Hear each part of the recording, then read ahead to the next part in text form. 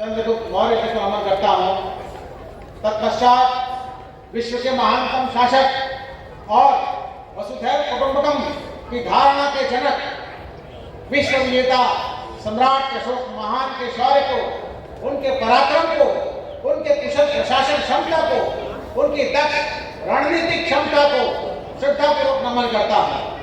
सम्राट अशोक महान was and he is known to be the most brilliant administrator, a frightening warrior and a compassionate ruler. ये combination दुनिया में किसी शासक में नहीं दिखता है। और भारत जैसे विशाल भौगोलिक विस्तार वाले बहुप्रांतीय, बहुसांस्कृतिक, बहुभाषीय, बहुधार्मिक, बहुजातीय और अनेकों विचारधाराओं वाले विविधताओं से भरे देश को एकता के सूत्र में पिरो कर देश की अखंडता को अक्षुण्ण रखने वाले राष्ट्रीय ग्रंथ भारत के संविधान में असीम आस्था और सच्ची श्रद्धा व्यक्त करता हूं आप सबके सामने।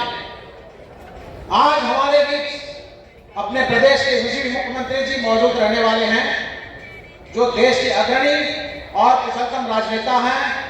He is a highly accomplished statesman and a great visionary, जिन्होंने अपने कठिन परिश्रम और कौशल से बिहार की छवि को एक सकारात्मक बदलाव प्रदान करने का अभूतपूर्व और सराहनीय काम किया है।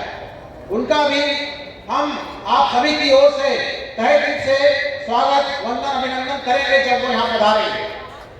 और मंच पर आसीन हमारे विशिष्ट अतिथि डॉक्टर कमालुद्दीन खान साहब, फादर जोसेफ सर, माननीय आर के शाक्य जी, मैडम नम्रता सिंह जी का अभिवादन करता हूँ। सम्राट अशोक क्लब के संस्थापक स्मृति शेष सुभाष सिंह जी को भावभीनी श्रद्धांजलि अर्पित करते हुए और मंच पर आसीन आज के कार्यक्रम के अध्यक्ष और सम्राट अशोक क्लब के राष्ट्रीय अध्यक्ष माननीय दीनानाथ मौर्य जी, क्लब के राष्ट्रीय महाप्रबंधक doctor R Maurya ji, club के बिहार प्रदेश अध्यक्ष ऋषि कुमार जी, क्लब के उत्तर प्रदेश के अध्यक्ष रविंद्र मौर्य जी, बक्सर जिला के जिला अध्यक्ष प्रणव कुमार जी और सम्राट अशोक क्लब के सर्वाधिक लोकप्रिय राष्ट्रीय प्रवक्ता डॉक्टर सचिदानंद मौर्य जी का मैं स्वागत, वंदन, अभिनंदन करता हूँ। मैं डॉक्टर सचिदानंद जी को राष्ट्रीय ख्याति प्राप्त प्रवक्ता कहता हूँ। क्लब इनको राष्ट्रीय प्रवक्ता कहता है, मैं इनको राष्ट्रीय ख्याति प्राप्त प्रवक्ता कहता हूँ, क्योंकि इनका वक्तव्य जितना प्रबल होता है उतना ही सरल भी होता है और इनकी इसी कला के लोग फैन हैं। मैं भी उनमें से एक हूं। साथ ही क्लब के हरेक कर्मठ पदाधिकारी और समाज और जुझारू कार्यकर्ताओं की जीतोड़ मेहनत और लगन को मैं कोटि कोटि प्रणाम करता हूं, सलाम करता हूं। और पाटलिपुत्र मगध की पावन धरती पर इस प्रांगण में मौजूद और समस्त देश में मौजूद देश के सभी भाग्य विधाताओं को मैं सम्राट अशोक महान के 2328वें जन्मोत्सव की हार्दिक बधाइयां और बहुत बहुत कामनाएं प्रेषित करता हूं। किसी भी संगठन का आकलन आप 3 कसौटियों पर कर सकते हैं: संगठन का विचार, संगठन की वाणी और संगठन का व्यवहार। और सम्राट अशोक क्लब के पिछले 28 सालों के कार्यकलापों को उठाकर आप देख लीजिए, आप पाएंगे कि क्लब के विचार, वाणी और व्यवहार में राष्ट्रीयता कूट कर भरी हुई है। चाहे संविधान दिवस को अखंड भारत महोत्सव के रूप में मनाने की पहल करने की बात हो, या राष्ट्रीय प्रतीक सम्मान समारोह मनाने की पहल हो, या धर्म विजय दिवस हो, या सम्राट अशोक महान जयंती हो, या हर घर तिरंगा फहराने का दैनिक जीवन में उतारने की बात हो, अपने इन सभी आइकॉनिक प्रोग्राम कार्यक्रमों के माध्यम से देश में सही मायने में राष्ट्रीयता और राष्ट्रवाद का भाव जन जन में मन मस्तिष्क में जागृत और प्रज्वलित करने का काम यदि किसी संगठन ने किया है तो वो सम्राट अशोक क्लब ने अपनी अथक मेहनत और अटल इरादों से किया है। और क्लब के इस प्रयास में हमारे यशस्वी मुख्यमंत्री जी ने अपना भरपूर सहयोग, सानिध्य और संरक्षण प्रदान करके क्लब को सम्मान देने के साथ साथ क्लब के प्रयासों के प्रतिफल को कई गुना बढ़ाने का अपने लिए काम किया है। आइए हम सब मिलकर सम्राट अशोक क्लब के इस महान कार्य के लिए और क्लब के के कार्यों में माननीय मुख्यमंत्री जी की अड़ी आस्था और उनके अखंड आशीर्वाद के लिए तालियों की गगनभेदी गड़गड़ाहट से जोरदार अभिवादन करें। तालियों की गगनभेदी गड़गड़ाहट, आपका तो भवन भेदी नहीं हुआ, गगनभेदी गड़गड़ाहट।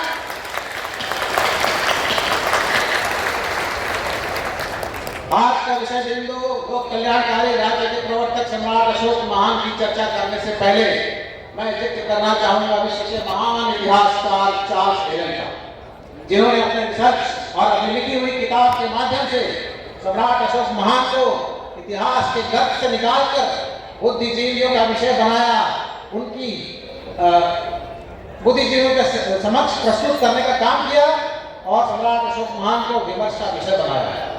उनकी एक किताब का टाइटल है Ashoka the search for India's lost emperor.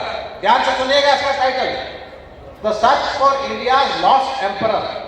Bharat का वो खोया हुआ सम्राट जिसकी खोज की एलन चार्ल्स ने। इसका टाइटल ही सब कुछ कह देता है कि किस कदर साजिशन सम्राट अशोक महान को जन जन के मानस पटल से मिटाने का साजिश वाला काम किया गया। लेकिन सम्राट अशोक अपने जीवन में एक ऐसा काम कर गए थे कि कोई भी साजिश उनको मिटाने में कभी भी कामयाब नहीं हो सकती। वो अपने विचार, अपनी शासन शैली के सिद्धांतों को चट्टानों में लिखवा कर चले गए थे। ला बाबू मिटावा तो कितना मिटाएगा, मिटावे वाला का हाथ छिल जाए, घिस जाए, हाथ घिस के उड़ा जाए, मगर सम्राट अशोक के लिखनी न मिटी बाबू, न कहियो मिटी, न कहियो मिट सकेला। चार्ल्स एलन तो सम्राट अशोक को इतिहास के घर से निकालकर किताबों में ले आया, लेकिन किताबों से निकालकर सम्राट अशोक को जन जन तक पहुंचाने का काम किया है सम्राट अशोक क्लब ने। और सम्राट अशोक महान के जन्म दिवस को राष्ट्रीय अवकाश घोषित करके माननीय मुख्यमंत्री जी ने एक अति अभूतपूर्व काम कर दिया। उन्होंने अपने इस एक फैसले से न सिर्फ सम्राट अशोक क्लब की मेहनत को पुरस्कृत करने का काम किया, बल्कि उन्होंने देश भर की जनता की आवाज को पहचान कर जनता की आकांक्षाओं को भी पूरा करने का नेक और महान काम किया। चार्ल्स एलन वो इतिहासकार हैं जिनकी विश्वसनीयता किसी भी विवाद से परे है। वो अपनी इस किताब में लिखते हैं वो Ashoka is the first ruler in the history to establish a welfare state. Ashoka इतिहास में पहले सम्राट है जिन्होंने की एक कल्याणकारी राज्य की स्थापना की। और हमारे देश के संविधान का प्रमुख उद्देश्य क्या है, हमारे सभी वक्ताओं ने इसकी चर्चा की। अभी लॉ के प्रोफेसर खान साहब ने इसकी कितनी बखूबी चर्चा की। हमारे संविधान का उद्देश्य भी वही है जो सम्राट अशोक महान ने 2300 साल पहले दुनिया के करके दिखाया है। एक समतामूलक समाज एवं जन कल्याणकारी राज्य की स्थापना, establishment of a welfare state. संविधान के भाग 3 में निहित मौलिक अधिकार यानी फंडामेंटल राइट्स और भाग 4 में निहित नीति निर्देशक तत्व यानी कि directive principles of state policy को हमारे संविधान की आत्मा और चेतना कहा गया है। संविधान के अनुसार सभी सरकारों का ये दायित्व है कि जन कल्याण हेतु विशिष्ट प्रयास निरंतर किए जाने चाहिए और देश के संसाधनों का इस प्रकार प्रयोग हो कि उसका लाभ जनसंख्या के सभी वर्गों को प्राप्त हो और धन का केंद्रीकरण ना हो। यानी कि हमारे संविधान निर्माताओं का यह सपना था कि देश में व्याप्त सामाजिक विषमताएं, आर्थिक विषमताएं, शैक्षणिक विषमताएं समाप्त हो और देश के संसाधनों पर किसी वर्ग विशेष या किसी वर्ण विशेष का वर्चस्व और प्रभुत्व न हो। इससे यह स्पष्ट होता है कि संविधान के निर्माताओं ने एक ऐसे लोकतंत्र की कल्पना की थी जो जन कल्याणकारी हो और सर्वलोक हितकारी हो। और यह बात भी इतिहास के पन्नों में स्वर्णाक्षरों में दर्ज है कि देश में सम्राट अशोक महान जैसा जन कल्याणकारी और सर्वलोक हितकारी शासक कोई नहीं हुआ। अब इसमें कहाँ कोई संदेह रह जाता है कि सम्राट अशोक की नीतियां, सिद्धांत और शासन शैली ही आत्मा है हमारे संविधान की, रूह है हमारे संविधान की। देश का राष्ट्रीय चिन्ह हो या देश का राष्ट्रीय ध्वज हो, सम्राट अशोक महान भारतीय गणतंत्र के कण कण में और भारतीय संविधान के समस्त ताने बाने में मौजूद हैं। यत्र तत्र और सर्वत्र पाएंगे आप सम्राट अशोक महान को। बस सही नजरिए रखने की जरूरत है। ये कहना कहीं भी अतिशयोक्ति नहीं होगी कि सम्राट अशोक महान ने अपने शिलालेखों में भारतीय संविधान का प्रथम प्रारूप 2300 साल पहले ही लिख दिया था और लोक कल्याण के संवैधानिक लक्ष्य को प्राप्त करने के लिए जन जागरूकता फैलाने और बढ़ाने का नेक काम सम्राट अशोक क्लब पूरी तन्मयता से कर रहा है। इसीलिए किसी ने खूब कहा है कि सम्राट अशोक महान की सोच, सम्राट अशोक महान की सोच है भारतीय संविधान की खोज। सम्राट अशोक महान की सोच है भारतीय संविधान की खोज और सम्राट अशोक महान की शासन शैली, सम्राट अशोक महान की शासन शैली है संविधान के प्रावधानों की थैली। संविधान के सारे प्रावधान उन्हीं के सोच से निकले हैं। ईश्वर ने हम सबको आईसाइट दिया है। अभी किसी वक्ता ने चर्चा की थी, ईश्वर ने हम सबको आईसाइट दिया है, एक दृष्टि दिया है, लेकिन सम्राट अशोक क्लब ने आम जनता को भारतीय संविधान के प्रति इनसाइट दिया है। आपको ईश्वर ने आईसाइट दिया है, क्लब ने संविधान के प्रति जनता को इनसाइट दिया है। जो कुछ लोग कहते हैं कि संगठन के नाम में क्लब शब्द को जमता नहीं है, लेकिन आज मैं इस मंच से ऐलान कर देना चाहता हूं कि वो क्लब का शब्द मतलब उनको पता ही नहीं है कि क्लब का मतलब क्या है। ये क्लब वो नहीं है कि आप गए और 2 हाथ ताश खेल के आ गए और 2 राउंड कैरम खेल के आ गए। सम्राट अशोक क्लब यानी CLUB, आप लोग ध्यान से सुन लीजिए, सम्राट अशोक क्लब CLUB का मतलब क्या है। C माने कॉन्फेडरेशन, कॉन्फेडरेशन माने संघ होगा, संघ, महासंघ। L माने लॉयल, लॉयल माने समर्पित और वफादार। U माने यूनिफाइड, एकता के सूत्र में बंधा हुआ। ब्रेन्स, यहाँ शरीर के साथ साथ ब्रेन्स भी हैं, तो क्लब का फुल फॉर्म हो जाता है confederation of loyal and unified brains. आज से आज सब लोग जान लीजिए, सम्राट अशोक क्लब इज ए संगठन जिसने की वफादार, समर्पित और एकता के सूत्र में बंधे हुए स्पष्टवादी बुद्धिजीवी जीवों का महासंघ है। जैसे मुख्यमंत्री जी का भी एक स्टाइल होता है, हम मतलब स्पष्टवादी वाला, उनके लिए हमने लिखा था लेकिन आज वो है नहीं अभी यहाँ पे। इनके स्टाइल में भी स्पष्टवादी झलकती है कई बार। इन्होंने कहा कि अपनी जाति जनगणना कराएंगे, तो इन्होंने कराई। इसी कड़ी में यहाँ पर मैं कहना चाहूंगा कि माननीय मुख्यमंत्री जी की सरकार का जो टैगलाइन है न्याय के साथ विकास, बिहार सरकार का टैगलाइन है न्याय के साथ विकास, शायद मुख्यमंत्री जी का दिया हुआ है। ये इस बात को दर्शाता है कि बिहार सरकार भी सम्राट अशोक महान की शासन शैली का और भारतीय संविधान के रूप का, इसेंस का शिद्दत से अनुकरण करते हुए बिहार को प्रगति के पथ पर अग्रसर करने में लगी हुई है।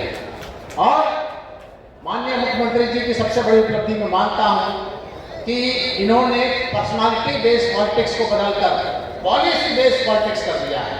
पर्सनालिटी बेस्ड में पर्सन की चिंता, पर्सन का इंपॉर्टेंस रहता है। पॉलिटिक्स में पॉलिसी बेस्ड पॉलिटिक्स में जनता पूछती है कि क्या पॉलिसी ला रहे हो कि हमारा भला हो। तो पूरे देश को आज जरूरत है कि पर्सनालिटी बेस्ड पॉलिटिक्स से हटे और पॉलिसी बेस्ड पॉलिटिक्स की ओर जाए, और ये जनता का जोर ही करवा सकता है। एक तरह से पैराडाइम शिफ्ट हो जाएगा, यानी कि प्रतिमान स्थापित करने की बात हो जाएगी, लेकिन क्रांतिकारी बदलाव लाए बिना कुछ होता नहीं, भला नहीं होता। सम्राट अशोक महान के समय में भी जन कल्याण और सर्वलोक हित की पॉलिसी ही सर्वोपरि होती थी। राजा का महिमा मंडन और स्वस्तुति के लिए कोई स्थान नहीं था। सम्राट अशोक महान का शासन भी पॉलिसी बेस्ड था, पर्सनालिटी बेस्ड नहीं था।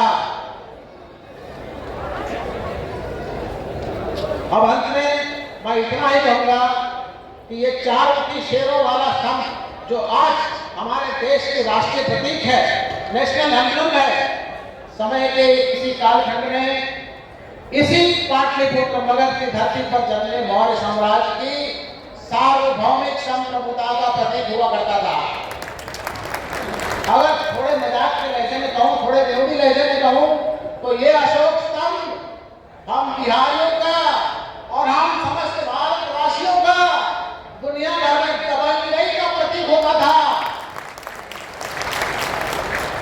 ये अशोक स्तंभ हमारे पुरखों द्वारा दिया हुआ वो बेशकीमती दस्तावेज है, वो साधन है, वो सहारा है, वो संबल है जो हमें प्रेरणा देता है कि हम अपने नागरिक होने का फर्ज निभाते हुए इसमें मौजूद अश्व की तरह ऊर्जावान और गतिशील बने, इसमें मौजूद बैल की तरह मेहनती और लगनशील बने, इसमें मौजूद हाथी की तरह अपनी ताकत को सार्थक कामों में लगाएं, जिससे कि हम इसमें मौजूद चारों शेरों की तरह अपनी अनुशासित शक्ति से चारों दिशाओं में जागरूकता और परिवर्तन ला सकें।